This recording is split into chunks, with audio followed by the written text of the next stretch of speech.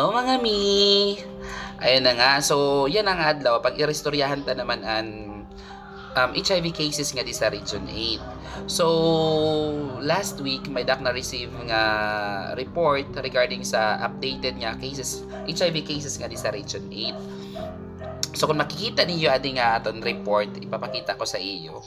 A total of 2,501 from 1989 up to December 2024 ang naitala nga cases nga din sa Region 8. Ina nga data makikita niyo nga tanan na probinsya dili sa Region 8 may danakit mga naitala nga mga cases.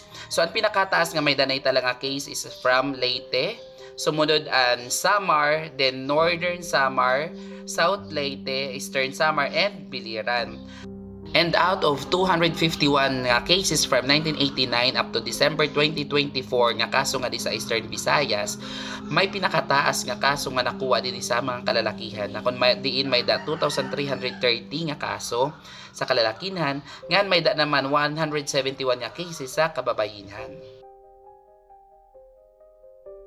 Ang age group naman na pag-istoryahan, hataas ang kaso din sa mga edad na nagre-range from 25 to 34 years old. Kay nano, inisira kasi ang mga grupo na kundi aktibo sira masyado ngan mga working age. Pero may dakita gihapon mga cases na below 15 years old and may dakita gihapon mga cases nga 50-year-old and above.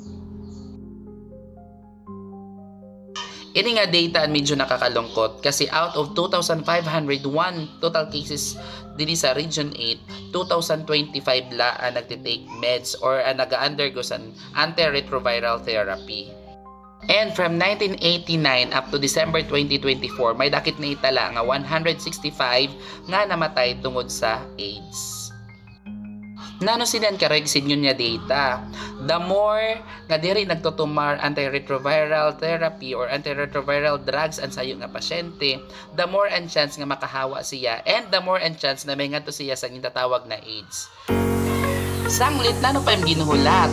Get tested and know your HIV status. Bye-bye!